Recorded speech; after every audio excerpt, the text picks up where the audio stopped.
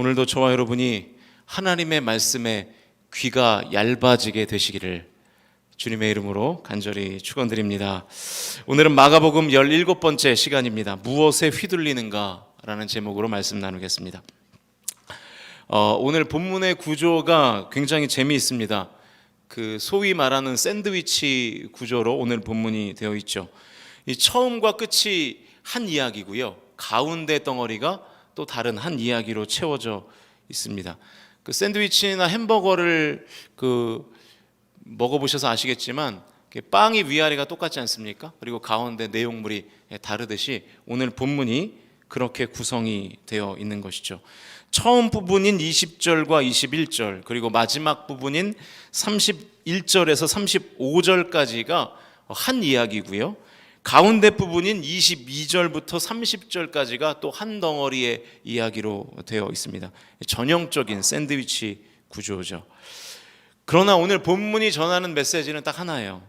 오늘 본문에 등장하는 한 장소들을 확인하면서 그 메시지가 무엇인지를 같이 찾아보겠습니다. 본문 20절과 21절 말씀 같이 읽겠습니다. 시작. 집에 들어가시니 무리가 다시 모임으로 식사할 겨를도 없는지라 예수의 친족들이 듣고 그를 붙들러 나오니 이는 그가 미쳤다 하밀러라. 예수님이 지금 어디 계세요? 집에 계시죠. 집에 들어가셨다, 이렇게 성경이 기록하고 있기 때문에 집 안에 계신 것입니다. 예수님이 집 안에 있는데 그 집 밖에 예수님의 친족들이 찾아왔죠. 다른 성경에는 친족을 가족으로 번역하기도 했는데요, 이 마가복음 6장 3절에 의하면 이 가족들은 아마도 예수의 어머니 마리아와 그리고 네 형제 야고보, 요셉, 유다, 시몬, 그리고 두 명의 누이였을 것으로 추정이 됩니다. 예수님을 찾아온 가족들이 지금 어디 있는지 화면을 보시면서 같이 읽겠습니다. 31절과 32절인데요. 시작. 그때에 예수의 어머니와 동생들이 와서 밖에 서서 사람을 보내어 예수를 부르니 무리가 예수를 둘러 앉았다가 여짜오되 보소서 당신의 어머니와 동생들과 누이들이 밖에서 찾나이다. 예수님의 가족들이 어디 있었어요? 밖에 있었습니다. 집 밖에 있었죠. 집 밖에서 한 사람을 시켜서 내 아들 예수를 좀 불러다오, 이렇게 요청을 한 것입니다. 그랬더니 예수님이 아주 충격적인 답변을 하시죠. 33절과 34절입니다. 읽습니다. 시작. 대답하시되 누가 내 어머니이며 동생들이냐 하시고 둘러앉은 자들을 보시며 이르시되 내 어머니와 내 동생들을 보라. 33절을 보니까 집 밖에 있는 예수님의 친족들은 내 가족들이 아니다. 집 안에 있는 동역자들, 다시 말하면 예수님의 제자들이었겠다. 이 제자들을 향해서 내 동생이다 라고 지금 말하고 계신 것이죠. 쉽게 말하면 제자들이 내 가족이지, 집 안에 있는 제자들이 내 가족이지, 집 밖에 있는 저 사람들은 내 가족이 아니다, 이렇게 말씀하시는 것입니다. 자, 그런데 예수님의 가족들이 갑자기 왜 예수님을 찾아왔는지가 중요해요. 21절에 그 답이 있는데요, 이 개역개정 번역은 그 의미를 좀 제대로 못 담아내고 있는 것 같습니다. 그래서 우리말 성경으로 읽어보겠습니다. 화면에 아마 준비가 됐을 거예요. 같이 읽습니다. 시작. 예수의 가족들은 예수가 미쳤다는 소문을 듣고서 예수를 붙잡으러 찾아다녔습니다. 예수님을 잡으러 왔어요. 왜요? 예수가 미쳤다는 소문을 들었기 때문에. 그러니까 어떤 소문을 듣고 미친 예수님을 지금 잡으러 온 것이죠. 집 밖에 있는 사람들은 지금 예수님을 미쳤다라고 지금 생각을 했습니다. 본인들이 그렇게 말하고 다닌 게 아니라 그런 소문을 듣고 믿은 거죠. 그런데 집 안에 있는 사람들은 어떤 사람들이죠? 35절인데요. 같이 읽겠습니다. 35절 시작. 누구든지 하나님의 뜻대로 행하는 자가 내 형제요 자매요 어머니이니라. 예수님이 참된 가족의 개념을 재정의하시면서 하나님의 뜻대로 행하는 자가 내 형제와 자매요 어머니라고 이렇게 가족의 정의를 내리시니까 집안에 있는 제자들을 예수님은 가족이라 그러셨잖아요. 그러니까 다시 말하면 집안에 있는 가족들이 하나님의 뜻을 행하는 사람인 사람이라고 지금 말씀하고 계시는 것이죠. 예수님의 어머니는 예수님을 뱃속에 품은 사람이잖아요. 게다가 이 동정녀로서 예수님을 뱃속에 품은 사람이에요. 그런데 지금 사람들의 말에 휘둘리고 있는 거예요. 사람들이 예수라는 사람이 미쳤다고 소문을 내니까 그 소문을 지금 믿고 겁이 나서 형제들을 데리고 지금 예수를 잡으러 쫓아온 것입니다. 그러나 집안에 있는 예수님의 제자들은 그런 소문에 휘둘리지 않고 하나님의 뜻에 휘둘리는 사람이었습니다. 하나님의 뜻이라면 나를 이리로 하나님의 뜻이 이끌면 그리로 가고 저리로 이끌면 저리로 가는 하나님의 뜻에 휘둘리는 사람들이었죠. 오늘 예수님은 하나님의 뜻에 휘둘리는 사람, 다시 말하면 하나님의 말씀에 귀가 얇은 그 사람이 내 가족들이다. 이렇게 지금 가족에 대한 재정의를 하고 있는 것입니다. 사랑하는 성도 여러분, 저와 여러분이 집 밖에 있는 사람들이 되지 않기를 바랍니다. 뜬 소문에 세상의 지식과 흐름에 휘둘리지 않기를 축복합니다. 하나님의 뜻에 마음껏 휘둘리실 수 있기를 주님의 이름으로 간절히 축원드립니다. 예수님과 함께 있지 않고 집 밖에 있으면 할 수 없이 소문과 세상의 흐름과 세상해지는 두려움에 휘둘릴 수밖에 없는 것이죠. 예수님과 멀어지면 무조건 세상과 가까워질 수밖에 없는 것입니다. 예수님과 함께 집 안에 있지 않으면 무조건 집 밖에서 소문에 휘둘릴 수밖에 없는 것이죠. 자, 그러면 이제 한 가지의 구조만 해결하면 되는데 왜 이 가족 스토리의 중간에 샌드위치처럼 이 바알세불 논쟁이 들어있을까요? 이 부분도 이 집이라는 장소적인 개념을 중심으로 살펴보면 메시지가 있습니다. 예수님이 막 귀신을 내쫓으니까 이 서기관들이 예수님을 모함하는 거예요. 저 예수라는 자가 귀신의 왕을 힘입어서 귀신을 내쫓고 있다. 그러니까 예수님이 이렇게 논쟁하시죠. 아니 귀신끼리 왜 싸우겠냐, 그걸 말이라고 하냐, 논리가 안 맞지 않냐, 그런 얘기예요. 그러면서 집을 비유로 다시 말씀하십니다. 25절인데요 같이 읽겠습니다. 시작. 만일 집이 스스로 분쟁하면 그 집이 설 수 없고 사탄과 사탄이 한 집에서 분쟁을 하면 망한다, 그 얘기예요. 그러므로 예수님은 자신이 사탄이 아니다 이렇게 말씀하고 계신 것이죠. 집이라는 단어가 한 번 더 나오는데요 27절입니다.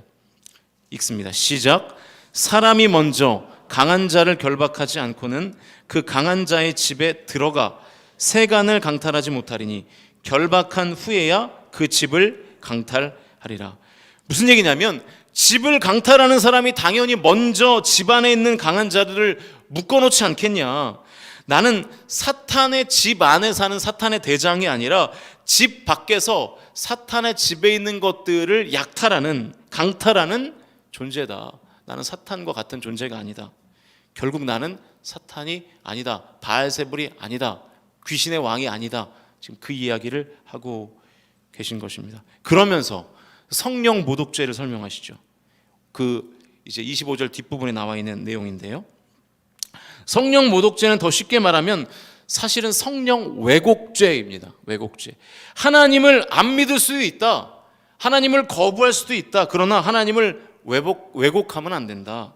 예수를 미쳤다고 생각하거나 예수를 귀신의 왕으로 왜곡하면 안 된다. 그건 용서받지 못한다. 하나님을 안 믿을 수 있다. 나를 인정하지 않을 수도 있다. 그러나 나를 왜곡하면 그것은 죄가 된다. 그 내용이 오늘 본문 25절 이후에 쭉 기록되어 28절부터 쭉 기록되어 있는 것이죠. 다른 두 가지의 이야기가 샌드위치 구조로 되어 있지만 사실은 같은 이야기입니다. 예수의 가족들도 집 밖의 소문을 듣고 예수님에 대한 왜곡된 시선을 갖게 된 거예요. 또 서기관들은 예수님이 너무 미워서 이 바알세불이라는 왜곡된 프레임을 씌워가지고 지금 이제 민심을 다스려 보려고 지금 하고 있는 것이죠. 여러분, 우리는 지금 왜곡이 난무하는 시대를 살고 있잖아요. 뭐 좌든 우든 뭐 여든 야든 다 서로의 말과 행동 지금 하나하나를 다 왜곡하고 있지 않습니까? 제가 우리 교회 와서 대외 활동을 전혀 안 하는데요. 정말 1도 안 합니다. 그런데 연락이 너무 와요. 좀 나오라고. 뭐 일주일이면 뭐 수차례가 연락이 오는데 약간 스트레스가 될 정도로 연락이 오는데, 지난주에도 울산의 어떤 큰 교회 담임 목사님이 또 저에게 친히 전화를 주셨어요. 이제 초교파적으로 볼 때 이제 큰 교회 담임 목사님인데, 제발 이 밥 먹는 자리에 한번 와달라는 거예요. 초교파 이제 행사인데 밥 먹는 자리에 한번 와달라. 그래서 제가 가기로 약속을 했습니다. 왜 가기로 했냐면 두 가지의 이유 때문이에요. 첫 번째는 제가 이제 전화로 물어봤거든요. 뭐 후원을 받으셔야 될 일이 있습니까? 했더니 그런 거 없다고. 그냥 이 울산에 새로 부임하신 목사님들 한 17분 정도가 되는데, 그분들 초청해서 좀 교제 나누고 좀 식사를 같이 이제 하고 싶다 그러길래 일단 알겠습니다 했고, 두 번째는 호텔에서 공짜 밥을 준다 그러길래 네, 그래서 그래, 호텔에서 공짜 밥 한번 먹어보자. 그래서 가겠다 했어요. 근데 나중에 이제 일정 안내 문자를 보니까 이 강사가 오는데 정치인인 거예요. 네, 그래서 제가 어제 연락을 했어요. 목사님들의 모임인데 강사가 정치인이에요. 제 마음이 좀 많이 불편하더라고요. 뭐 저의 정치적인 입장 때문에 불편한 게 아니라 정치인이라는 사실 자체가 불편하더라고요. 왜 목사님들이 인사하는 자리인데 거기 정치인이 와서 강의를 할까? 게다가 또 강의를 한다고 하더라고요. 제가 그 생각이 들었어요. 혹시라도 이 사진이 분명히 사진을 찍을 텐데 우리 성도들이 그 호텔에서 만약에 밥을 먹다가 토요일 조찬이었는데, 아침이었는데 밥을 먹다가 제가 그 정치인과 같은 자리에 앉아서 밥을 먹고 있는 모습을 행여라도 보게 된다면 우리 목사님은 그쪽 당이구나 이렇게 생각하실 거 아니에요. 그죠? 저는 어느 당인 것 같으세요, 여러분?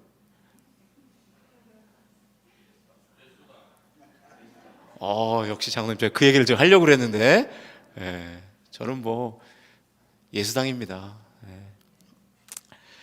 그래서 제가 이제 연락을 했더니 막 난리가 난 거예요. 이제 그 주최 측에서 막 본부장이 전화가 오고, 막 팀장이 전화하고, 이사장이 전화가 와가지고 절대로 막 그런 모임이 아니라고. 그래서 오해 안 한다고. 근데 그냥 저만 안 가겠다고. 이렇게 해서 어제 전화를 한 4-5통 받았어요. 또 그래가지고 이제 안 가겠다 이렇게 마무리가 잘 됐는데, 그 이제 그런 거 하나 하나를 사실은 좀 조심해야 되는 시대가 되지 않았습니까? 목사만 조심하면 되나요? 여러분은요? 물론 여러분도 다 정치적인 어떤 입장이 있을 거예요. 저도 입장이 있어요. 그러나 물론 개인적인 영역에서 뭐 정치적인 입장을 가질 수 있겠지만 그게 공적인 영역에 가서는 드러나면 안 됩니다. 여러분, 교회에서 그래서 정치 얘기 가급적 하지 마세요.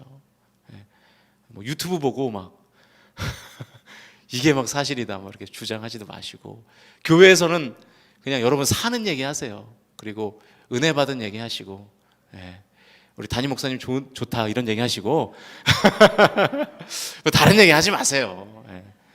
뭐 정 좀 씹어야 되겠다 그러면 우리 담임 목사님 왜 그러나 이런 얘기는 하시고, 차라리 그런 얘기를 하지 정치 얘기는 하지 마세요. 정치 얘기하면 진짜 싸움 납니다. 여러분, 왜냐하면 이렇게 왜곡되는 일들이 너무나 많기 때문이거든요.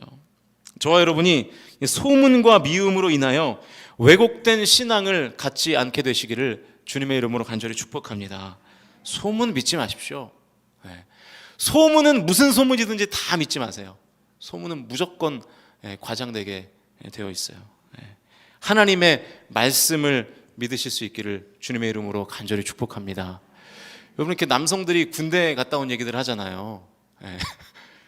그 우리 여성들이 제일 안 좋아하는 얘기가 군대 얘기하고 축구 얘기하고, 군대에서 축구한 얘기를 제일 안 좋아한다 뭐 그런 얘기들 많이 하시는데, 그 여러분, 남성들이 군대 갔다 온 얘기하면 다들 누가 제일 고생했죠?